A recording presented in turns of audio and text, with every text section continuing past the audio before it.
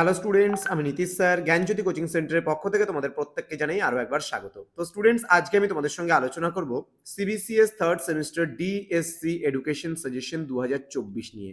অবশ্যই last minute suggestion আজকের education. তো স্টুডেন্টস, তোমরা অনেকেই রিকোয়েস্ট করছিলে আমায় যে স্যার আমাদের ব্যাক পেপারের সাজেশনটা একটু করে দিলে খুব ভালো হতো। ইতিমধ্যে আমি তোমাদের জানিয়ে রাখি, বিগত কিছু সাবজেক্টসের পরীক্ষা অলরেডি স্টুডেন্টদেরকে হয়ে গেছে। যারা ফিফথ সেমিস্টারের স্টুডেন্টরা পড়তো এবং থার্ড সেমিস্টার যারা নতুন আছে তারা একবারে 100% কমন পেয়ে গেছে। তোমরাও কিন্তু 100% কমন কিন্তু পাবে। অবশ্যই সাজেশনটাকে ফলো করো এবং বন্ধুদের সঙ্গে অবশ্যই যাদের ব্যাক আছে তাদের সঙ্গে কিন্তু এটা শেয়ার অবশ্যই করো। তো স্টুডেন্ট, চলো শুরু করছি আজকের ক্লাসটি। তার আগে বলে রাখি, তোমরা অনলাইনে যদি আমাদের সেন্টার থেকে কোনো নোটস পত্র নিতে চাও তাহলে অবশ্যই যোগাযোগ করবে আমাদের অফিসিয়াল নাম্বার 7076398606 নাম্বারে অথবা 6295916282 নাম্বারে।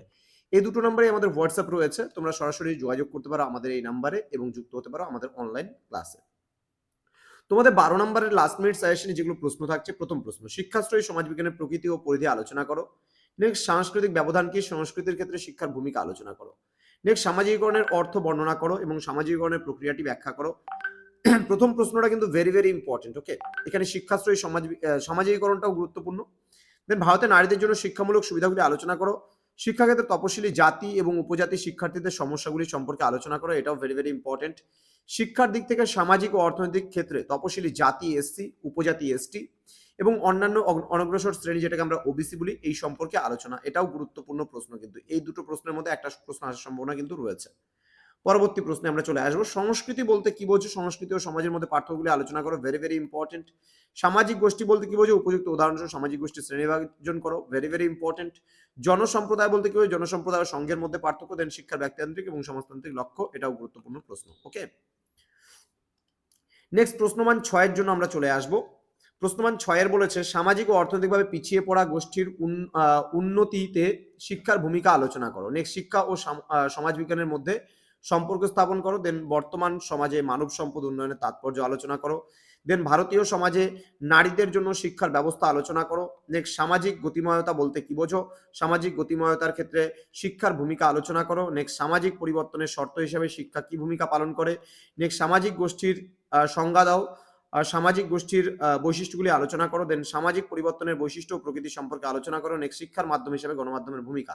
এই প্রশ্নটা কিন্তু খুবই গুরুত্বপূর্ণ প্রশ্ন। এছাড়াও তোমার হচ্ছে মানব সম্পদ উন্নয়নের জন্য শিক্ষা, শিক্ষা সমাজবিজ্ঞানের সম্পর্ক, ঠিক আছে। তারপরে হচ্ছে সামাজিক গোষ্ঠীর বৈশিষ্ট্য, সামাজিক পরিবর্তনের প্রকৃতি ও বৈশিষ্ট্য, এই প্রশ্নগুলো খুব গুরুত্বপূর্ণ। শিক্ষার মাধ্যম হিসেবে ধর্ম প্রতিষ্ঠানের গুরুত্ব, ইম্পর্টেন্ট প্রশ্ন। শিক্ষার সংস্থা হিসেবে রাষ্ট্রের ভূমিকা।